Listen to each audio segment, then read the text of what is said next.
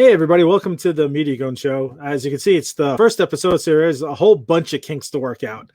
I'm lucky enough to have my usual crony with me, that one, the only Dave Maggio. Hello. Feel free to pick on him as much as you guys want. I don't know who's watching it yet because I really didn't do any promotion because I wanted this to be a pilot episode. And we actually have a really cool guest. Maggio, you paying attention?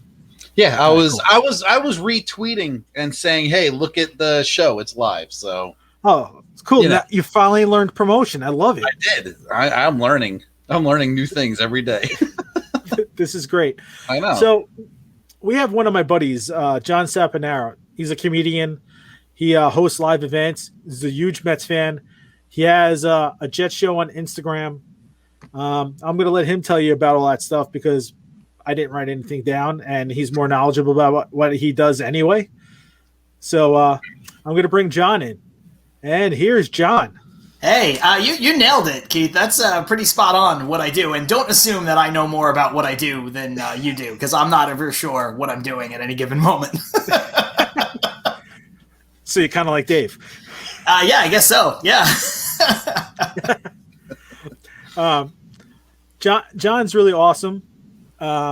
He's a funny comedian, and we got to know each other through our buddy Dennis. Mm-hmm. And John actually co-hosted the Keith Hernandez luncheon with us, and he's also been a part of Team Media Goon playing softball for charity.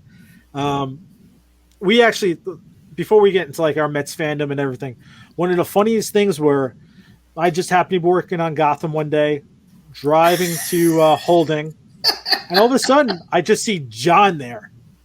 He was just there, it was on Staten Island. So seeing him on Staten Island at Gotham in Holding just totally blew my mind. And we had a great 2-3 hour conversation in between all the running around that I was doing.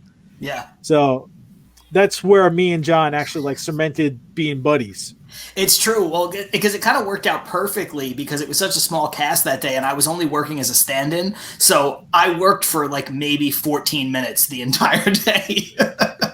After that, they were just like, okay, we're good. We got the whole shot set up. And I was like, cool, what do I do? They're like, just stand over there in case we need you again. And we probably won't. So it was great. It's the easiest money I've ever made in my life. Yeah, it was fun. Just like I said, all those places you would not expect to see a buddy of yours was there. So, yeah. The other time, we randomly ran into each other was Milwaukee. Yes. That's true. But at least then there was a reason because we were both in town for the Mets Brewers. We were both there for the 7-line game the following day. And we just happened to run into each other the night before at the stadium. So that one, it's crazy. Out of all the people that were there, we happened to walk by each other because we weren't sitting near each other. But that one is a little bit more explainable than the Gotham one. That's but it's just two random meetings. How the hell does that happen? I don't know. There are no coincidences in this world. I'll tell you that. But it was good. Those two things led us to being friends. And John's one of the really good guys. I love him on Twitter where he banters with the beat reporters. Sometimes that gets me in trouble. I'm not gonna. Here's I see John's wearing a pre-2007 gray underbrim cap. Nice. See, yes. that's why I'm friends with John. It's actually a snapback too. It's got a little bit of throwback vibe to it. That's awesome. So awesome. So let's get the Mets stuff out of the way now. Okay. And then we can talk about other fun stuff too. But so when did you become a fan? Man, I've kind of been a fan my whole life. It's weird because my fandom for the Mets comes from my grandfather. And my grandfather, he was born in the 1920s, so he was an old Brooklyn Dodgers fan. And his philosophy, growing up, was that, there were 3 teams in New York. You loved one and you hated the other 2. So once the Dodgers left, he had 30 years of hating the Yankees. And so he couldn't root for the Yankees. There was no way. He tried to follow the Dodgers for like half a season, but in the 50s, you couldn't follow a team on the other coast. And so, he just sort of was a baseball fan until the Mets came about in 62. And then he adopted the Mets. And then just through that, everybody in my family is a Mets fan. So I've been a fan since I was a baby. I mean, there were pictures of me from 1988 in like a full Mets uniform. And I was like, 2 years old. So there's pictures of me wearing Mets stuff, but there's also a picture or two of me wearing Yankee stuff that my uncle snuck me into. So it was like one of those things where people could like, hey, I got some blackmail on you from when you were a kid. It's like I was like 1. I had no choice. Yeah.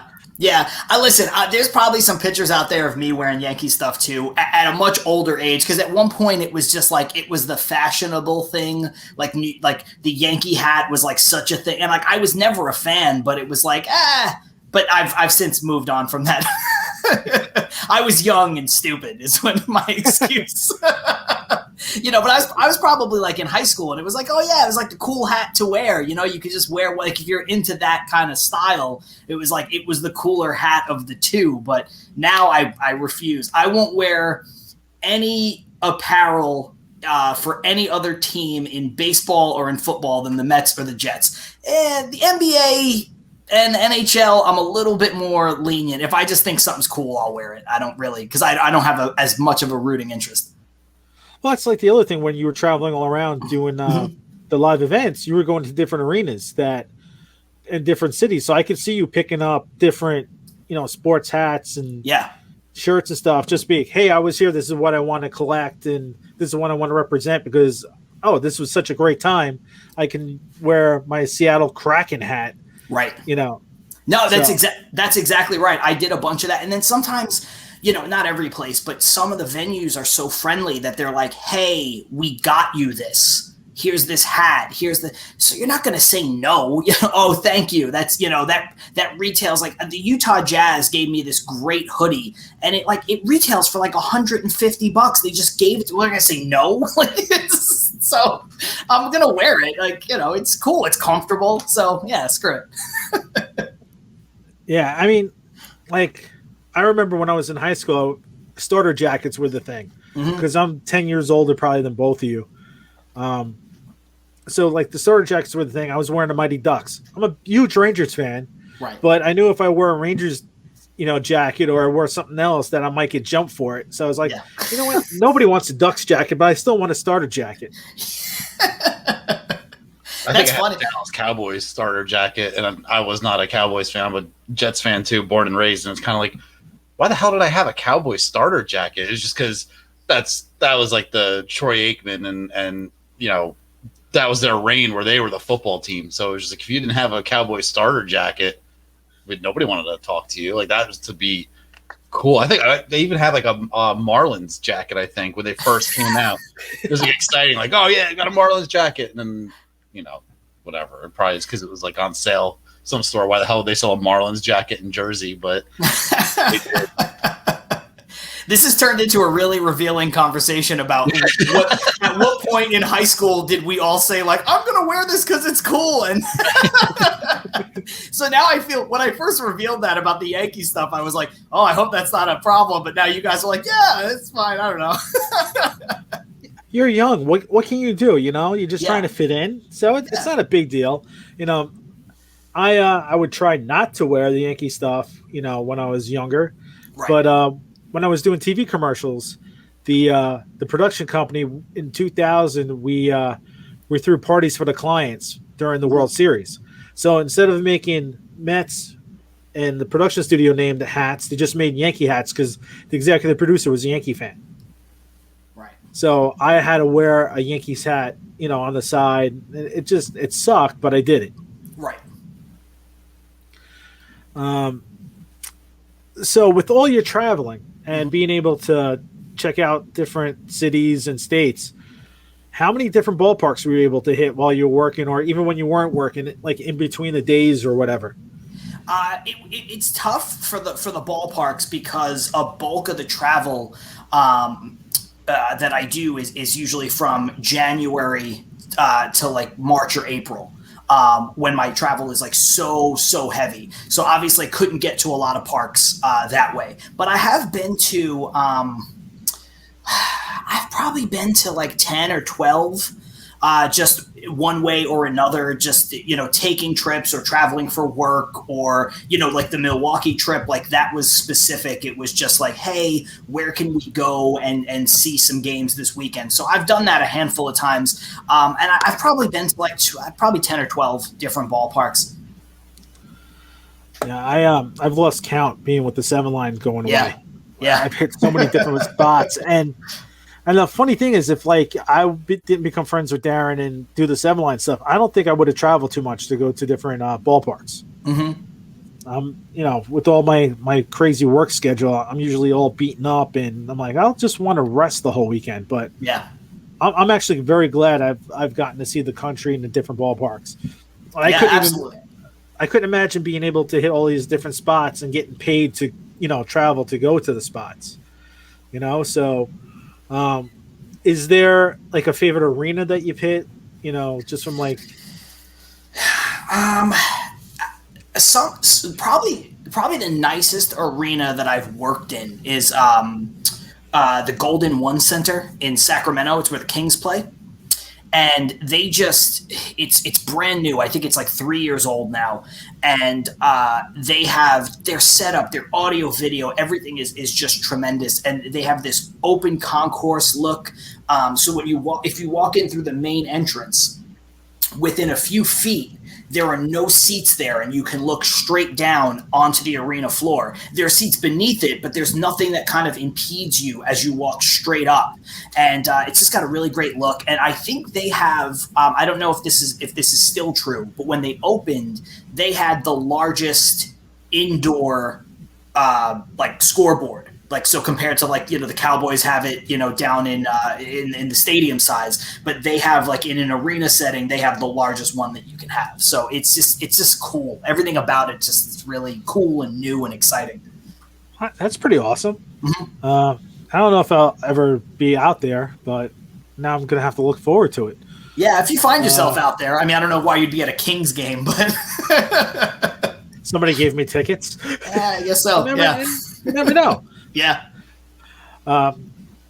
So I know I'm bouncing around, but let's go back to the Mets, since it's Media Goon. I know it's synonymous with Mets, all the time. But if you weren't a Mets fan, and I know you moved out to the West Coast, if you weren't a Mets fan, what team do you think you would gravitate to?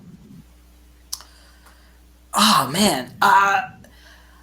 I guess it sounds cliche because I live in LA now, but probably the Dodgers, because of the connection to Brooklyn. Like that would probably be the thing. And I do live out here now, so I guess so. It's hard though. It's hard to imagine being a fan of any other team. The only team that I have ever thought of not rooting for is the Jets, because the Jets are just such a, I mean, as bad as the Mets were run for a long time under the Wilpons, like the Jets are just, oh God, everything they do is just so bad.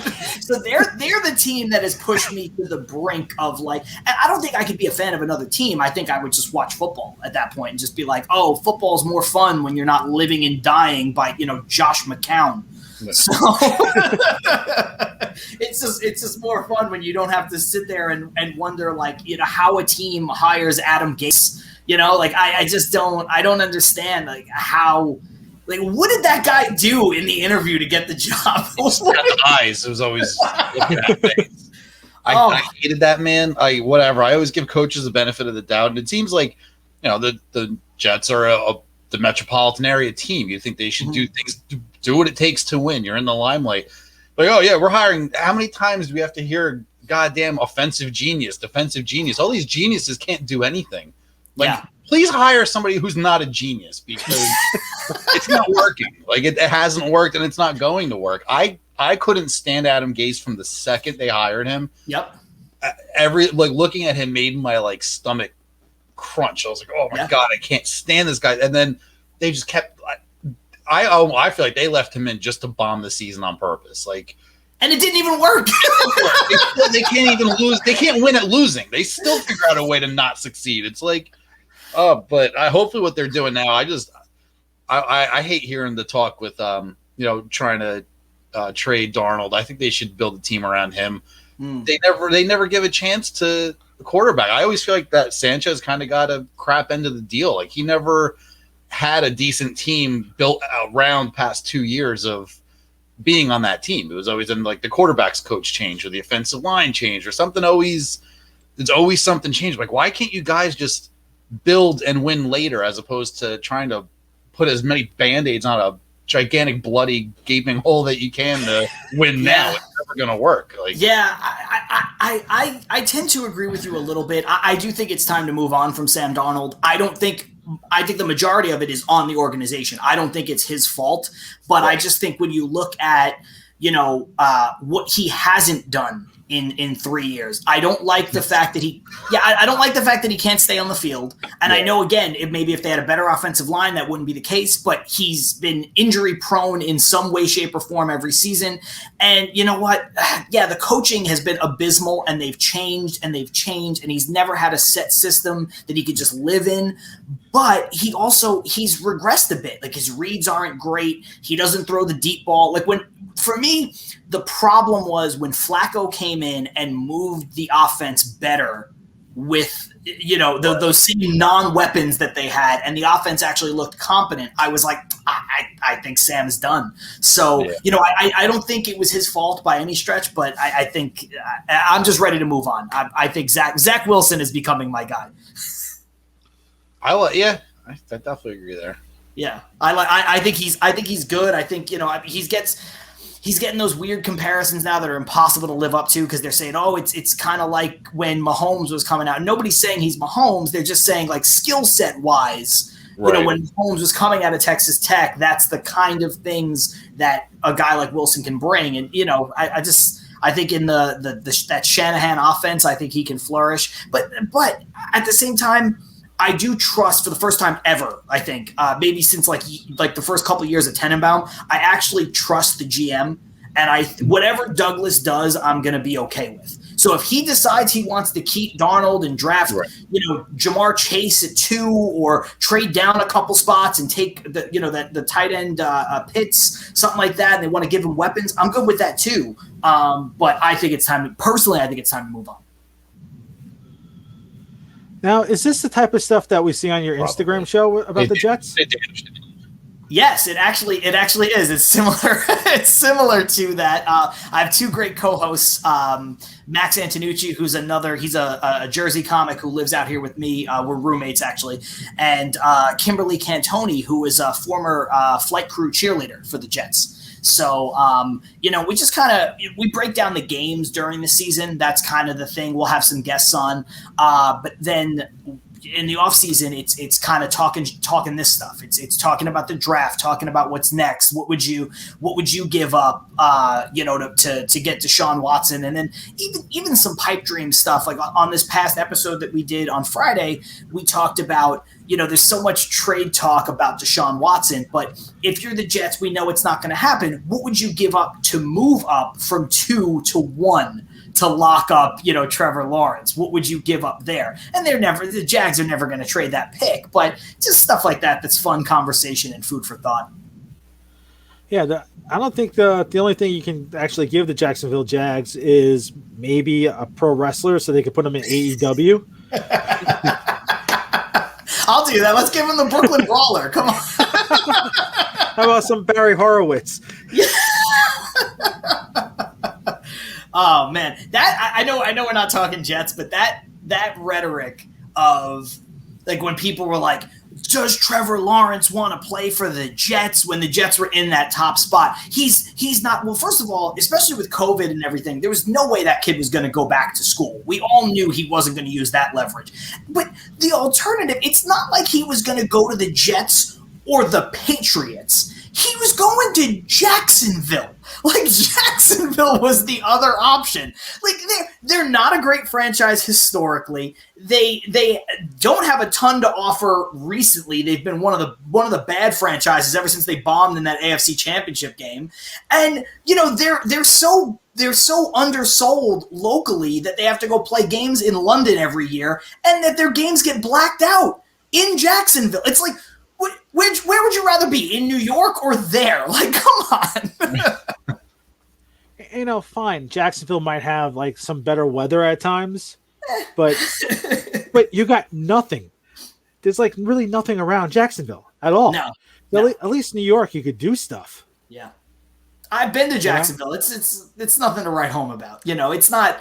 It's northern Florida. If you're in like a place like Miami, at least you have the nightlife and you have the culture. Like, Jacksonville's just like, yeah, it's like being in Tom's River, New Jersey. I moved out of there. I was gonna say, my boy Todd is from Tom's River. Is it really? Never knew it. That's right. You guys both have the you guys both have that connection with Frazier. Mm-hmm. Dave actually did some cleats for Frazier last year.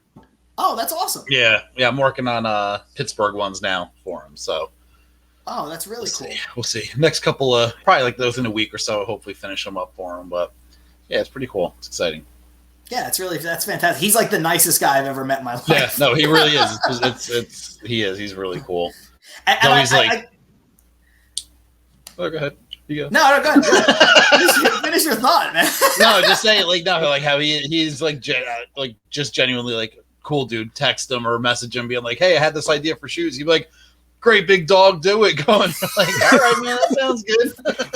He does, yeah. He calls everybody big dog. Boss, so like, I have this idea. Boss. I'm gonna do these shoes black. Okay, boss. Like, all right. Yeah. When like friends of mine asked me, like, because obviously, like, because he's got the connection now. He's been on the Mets. He's been on the Yankees. So like everybody locally, like, everybody kind of loves him. And like when people knew that, like, I met him and became friendly with him, and like, what is he like? And I'm like, he's like the most New York, New Jersey guy ever, in the best way possible. Like, he's just such a down to earth, cool dude and like that's just how he interacts. He's fantastic. He's such a nice guy. And he does great traffic reports. He does. He really does. There's been times where I'm like driving home from work. I'm about to get on the parkway, and it'd be like, Todd's traffic report. I'm like, well, looks like I'm getting off this exit. No, see you later. Thanks, Todd. So maybe he should create his own app, the Phrase, instead of the Waze. Yeah.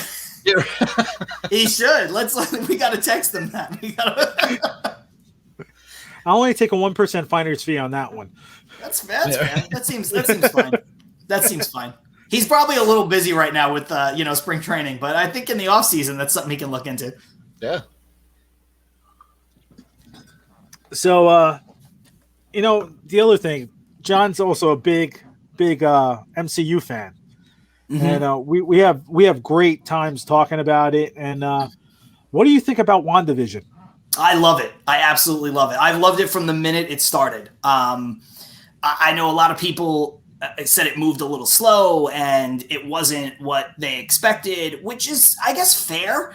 But what's crazy to me is how, as a culture, we always want like instant gratification. Like, we forgot how to do the simplest, dumbest things. Like, okay, you can't wait till next week to find out what happens. It wasn't that long ago that like that was your only option. Like, there were shows in this decade that lived that way. Like, The Walking Dead and Game of Thrones, two of the most popular shows of the last 20 years. You had to wait. It was episodic. It was, it was on cable, and you had to wait. So like, I know the streaming services changed things up a bit because you get everything all at once, but people are just like, so if it's not what they want it to be, their opinions are so quick. And I've seen a lot of people kind of flip around now and they're like, oh, I was wrong. And it's like, well, I mean, could you let it go past the first like 60 minutes of the show? Like, because that's the other thing too. The episodes are short. They're 35 to 45 minutes. So, and those first two were very much old school sitcom style, where there was almost they were like 30 minutes and out. It's like you can't invest an hour before you wonder if you like something or not. Like, come on. I just think that everything they did with it was brilliant. You know, Dick Van Dyke, That Girl, Malcolm in the Middle, Bewitched, and all those different shows. I don't know. Maybe it's because some of the younger folks, didn't get to see that stuff in syndication, but still, like complaining. It's like you can't let. Or here's the biggest complaint a lot of times. Oh, there's not enough world building. I wish there was more stuff. Now you got MCU doing stuff like that where the world building and making it more complex. People are like, it's not fast enough. It's boring. I'm fighting with my cousin about it right now. He said last night's episode was horrible and boring. I'm like, are we watching the same thing? Yeah, I don't understand. And also, it's not as though Kevin Feige didn't come out and sort of telegraph this. He said Phase 4 and probably 5 are going to go in a different direction. It's not going to focus on space. It's going to be more supernatural. It's going to be more magic. It's going to be, we're taking it in an entirely different direction. Everything about the MCU is going to be different. And when you build up the equity of the 24 films prior to that, I get why some people are going to be maybe a little disappointed or not know what to expect. But at the same time, they can't just keep making the same kinds of movies. It's not going to be successful. Eventually people are going to go, oh, they're doing the same thing. What's the difference between Phase 4 and Phase, 2.5 when they're in the middle of that? So now at least it's something else and it feels different. It feels the same, but different. And I think that's so difficult to execute, and they're doing it. Yeah. I mean, like my cousin emailed me last night and he's like, he actually was tweeting about it today. He was firing at me. He's like, oh, you're probably saying that, Kevin Feige did this because you have to read this issue from 1963 about the Vision and Scarlet Witch. I'm like, no, you just got to watch it and let it breathe and let it, show up. I'm like, even though I have the knowledge of what the Vision and Scarlet Witch miniseries was in the 80s, or I know a House of M, or I know what's going on in the comics today with Vision having his own family later on with the androids. I know this stuff, but it's not making it that I have to know it to know this. It's just a very well made show where you actually have to think a little bit, and it's throwing curveballs at you left and right. Yeah, I agree with you completely. Yeah, and I don't think you need because I like comics. I'm a comic guy, but I prefer adaptations, like well done. Like, because I'd rather watch the actors. I'd rather watch the director put the vision together. No pun intended. Put their vision together. I'd rather watch that kind of unfold on a screen than read it in the comics. So I've read comics. I've collected comics over the years. But I'm not like a through and through comic book guy. So I've got a little bit of knowledge. Like, I've read House of M, but I've never read the Vision and Scarlet Witch, miniseries run. But I don't feel like, I don't watch this and think like I have no idea what's happening. Just watch it. They're giving you everything, in the and anything else that they do, they're dropping in maybe little Easter eggs and stuff, but to the comics as a homage. But it's not like pertinent to the story necessarily. Yeah, and the other thing that was a big epiphany for me was how good of an actress Ashley Olsen is. Oh, she is terrific.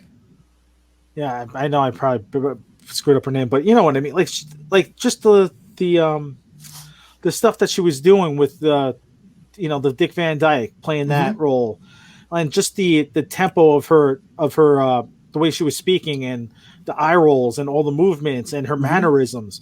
They were just awesome. And like my buddy Jesse, thank you, Jesse, Elizabeth Olsen. I was thinking about her sister, but yeah, just like all the stuff that she was doing every decade and every different, sitcom that she was doing, she nailed that time period. She nailed how they spoke. She nailed everything about it. And she actually made me in this show more appreciative of what she could do. Yeah. I agree with that. And I also think it's kind of funny when you see it's not Elizabeth Olsen playing these characters from a 50s sitcom. It's Elizabeth Olsen playing Wanda Maximoff as we know her in the MCU, playing characters from a 50s sitcom. And when you add in that other layer, it's just like, oh my God. You know, it's like when you watch,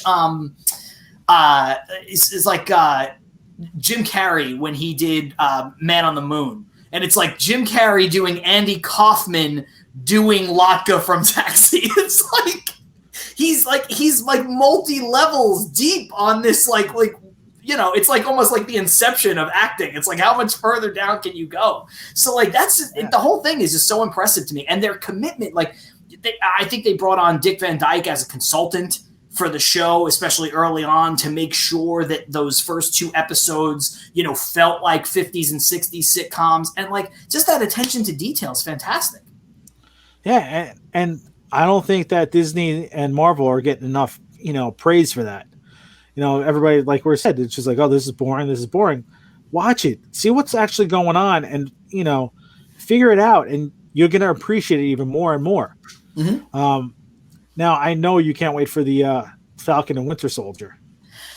Yeah, I'm a little annoyed, though.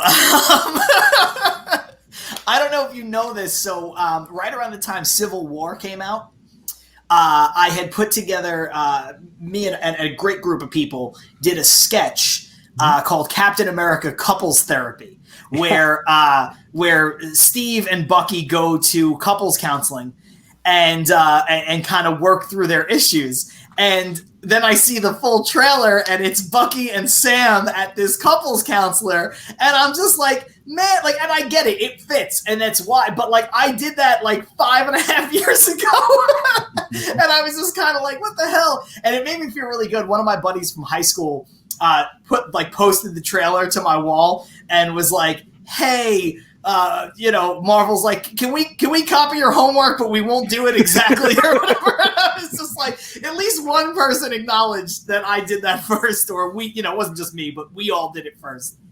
Well, that's why I brought it up, because I remember when it came out, and that had me howling. That sketch, I was laughing. I made Dennis watch it. You know, it really cracked me up, and I was waiting to see what your take was on it, because I was like, wow, this looks very familiar. I mean, look, the sketch got a lot of views, and we worked really hard on it. It was good, but it didn't go viral. I don't think anybody from Marvel saw it and like was like, we're doing that, you know. So it's nice to know sometimes. Well, yeah, I know. But it is nice to know sometimes that you're on the right track. Like when you make something, and then like I used to do this joke in my stand-up set that was like, I don't even remember which joke it was, but it was on an episode, like the same joke word for word was on like season 1 of Unbreakable Kimmy Schmidt. And I was just like, you know, okay, well, I guess I can write for this show. So, you know, it's kind of nice in a way, but it was also a little bit of like a, you know, we did do this already, and you know, they I don't think they needed to do it. Like, I think their dynamic is already so well established that I don't think they need, like, and we'll see how it unfolds, but I don't think they need to be in counseling. Like, what? It doesn't, I don't know.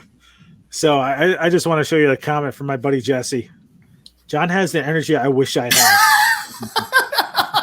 Well, thank you, Jesse. I appreciate that. I also did. Go ahead. I was going to say, Jesse played with us on Team Media Goon. Okay. All right. I'm trying to remember everybody. There's so many people that I just met that day, and I like never interacted with again after that, which is unfortunate. Well, no, it's just because like we never, like I thought there'd be more softball, and there never was. It never was. There never was. I still have that shirt though. I still have the Team Media Goon jersey. I have it upstairs right now too. Yeah. I'm up in Pennsylvania. I went away for the weekend. Oh, nice. So I'm doing laundry, so I have it up there. So, but I was looking at it, I'm like, should I put it on? I was like, nah, I almost wore it. But I wear it. I wear it to play softball still. So it's like, you know, it's kind of like a little beaten up at this point. Like there's like dirt stains on it and grass stains. I think there's some blood on it from a couple weeks ago. So, you know. Awesome. I'm glad you got the use out of it. Yeah, it's comfortable as hell, man. It's a great shirt. Let's see. So we talked about the Mets. We talked about the MCU. Let's give some plugs about like what you're doing with your Instagram show, any websites, your YouTube, anything on YouTube, anything you want to plug away. Yeah. Oh, thank you. So the show, I do a Jets show every week that we talked about earlier. It's called The Goddamn Jets, appropriately so. And the Instagram handle that we go live from is just at @the_goddamn_Jets. We also have a YouTube channel, which you can find by just searching The Goddamn Jets. And all of our episodes are live on Instagram first, and then we get them up on YouTube within probably 20 minutes or a half hour once the live is done. It's been a lot of fun. It's cool. We've got some cool guests. We also have we have a merchandise partner now, which is really cool. So we turned out the first few bits of merch, and we're working towards more of it. Actually, the mug that I've been drinking from is part of that. It's the Broadway Joe mug. We've got that. We've got one for Coach Sala that my buddy Tom has appropriately nicknamed Flex Ryan. So we've got one for him. And just this week we rolled out like an artsy take on the Can't Wait Bart Scott moment, which me as a 34-year-old Jets fan is still the best Jets game I've ever seen. So with the 10-year anniversary being just a couple months ago, we rolled out some merch there. So you can find it if you go to our Instagram. The link for all the merch is in there. And viewers of our show, which means viewers of this show, because I'm going to plug it right now, get 15% off if you use the code GODDAMN. So, and that's store wide. So they do a ton of stuff, not just for the Jets, but there's a lot of Premier League soccer stuff that's out there that's great. There's stuff for other teams. There's Beatles-inspired stuff. So there's a ton of great stuff. So if anybody wants to check it out, you should definitely. God damn. Awesome. I just wanted to thank you for coming on. Thank you for being the first guest, basically guinea pig. The guinea pig. We'll do it more. I always love talking to you. We don't talk enough. It's rougher on the two coasts. We barely saw each other when we were on the same coast. Right. But now on the other coast. There was so many times I tried to go see you and like doing a comedy show, and I couldn't make it. And I was like, I can't go. I can't go. I'm hoping live comedy will come back, in some way soon, in a grander way. I know it's kind of trickling in certain parts of the country it is, but and I'm trying to come back to New York as soon as I can make sense to do that, just for a visit. So awesome. I can't wait to see you. So everybody, at John Saponaro on Twitter, at Dave_Maggio. You don't have to check him out, but he's a really talented artist if you really want to check him out. I would say go to my website, but I don't know if I posted on Twitter the other day. I was like, I randomly, just for like shits and giggles, I was like, I'm gonna check out my website. It's gone. It just isn't there anymore.